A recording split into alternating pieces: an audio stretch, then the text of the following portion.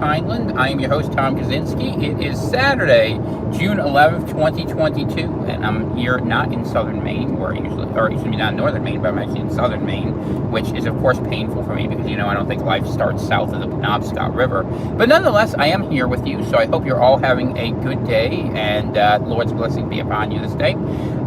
Just wanted to come on, just chat a little bit about some observations that I had from my time out here in the field.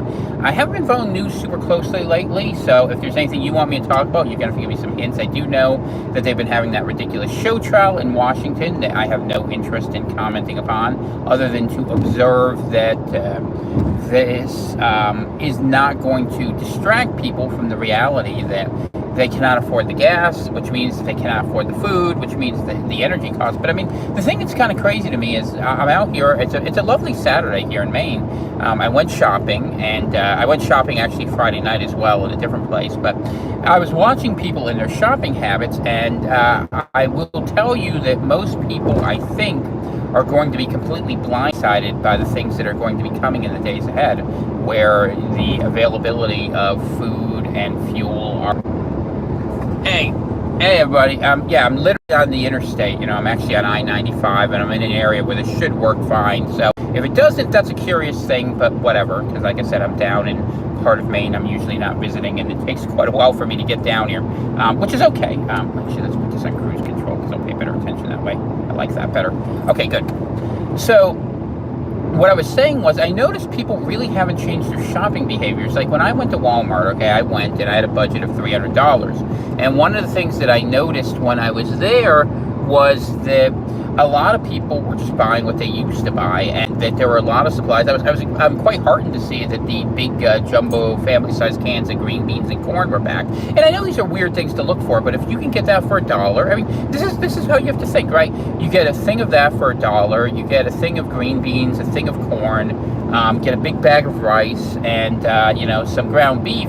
You're eating meals for $7 a day. You can make your food last a long time, and you got to start planning your meals into the future, like we've been talking about. But people just aren't there yet. They don't want to be there. They're not going there, and I get that. People want their one last nice American summer. It's like what was the name? It's like that Lana Del Rey album that was big in 2019. It was decadent, and people sense, I think, that this life that they knew is going away, but they're not ready to give it up just yet. And I just think about, because I was talking, I had a chance to talk with some homesteader friends, and we were talking about fuel cost, and like the question I asked the other day, if you're in Maine, or not Maine, anywhere in New England really, and you're living off oil heat, are you going to be able to afford a bill over the winter that's going to jump next year to somewhere between $2,500 and $5,000 potentially? For using something that this year will have cost you 1/4 that cost.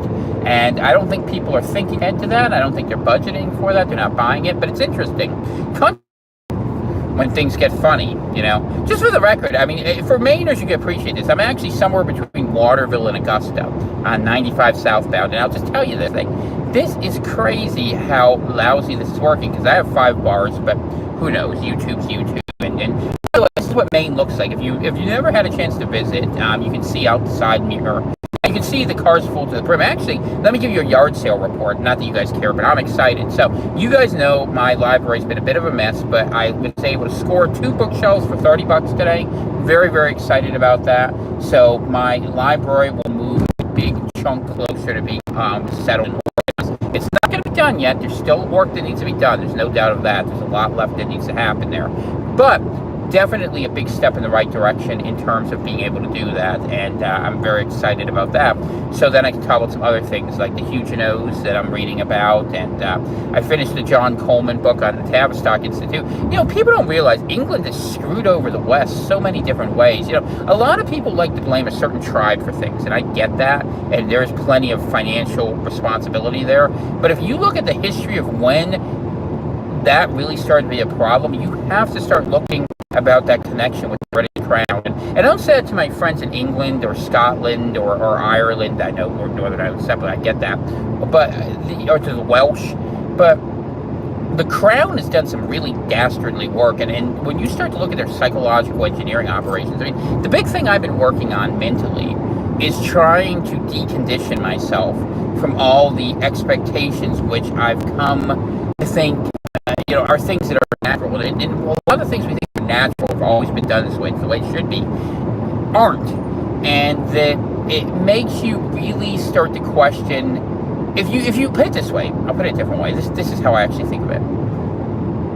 There are many different ways you can be manipulated, but the key to you being manipulated, basically, in the shortest of all sentences, is to not know that it's being done to you. So the reason a smart person begins researching different forms of manipulation that happen is because they're trying to discern how things have been done before so they won't be tricked again. So that at least if you're going to be fooled, you'll have to be fooled with something novel. And of course, there's a danger in that, right? In thinking that because you know a pattern that, hey, last time COVID wasn't that bad, I'll be safe. Oh, you died of the bubonic plague, Here lies Tom, he died of dysentery, Here lies Dana, she died of a snake bite, Dana went down with a snake bite, but they like her. But this is the problem, and what I've come to realize is the level of conditioning, the level, we talk about these in narrow ways, like if you're in politics, push polling, right? That's something a lot of people are aware of, where you issue a poll where you want it to have a certain result to make the impression that a certain candidate support structure is predominant. But we deal in a push society. I was reading, what was the Lewin? And I think it's Lewin, but I bet you pronounce it Levin, but who knows?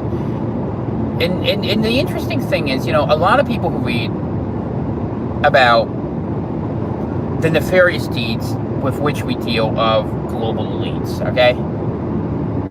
And it's true, we do give them too much power because we think that we don't have agency in fighting them because they can throw us in jail and impoverish us, which is true, and it's really hard to organize the other way around. A lot of people make that complaint, have never tried to. If you try to, there's a reason why the Department of Justice is like the Stasi these days. But if you go back far enough, good to see you, Brenda. If you go back far enough, and good to see you too, Crumb, by the way.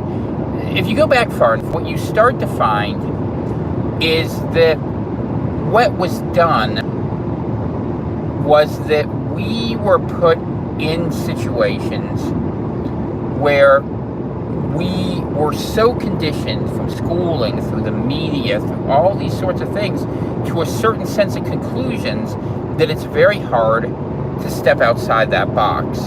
And that you do have to take away the power from them in terms of not automatically giving way to ideology or nationalism or, the different ways they like to construct these elements. But the psychiatrists and the psychologists who they let run the asylum, basically, and you can see this really clearly these days, we're paid to take healthy people and make them sick, to take healthy societies and make them sick by using the same sort of thing of push polling, like how they took the word homosexual and put the word gay on it. Gay is a relatively modern creation. There weren't gays, there were homos.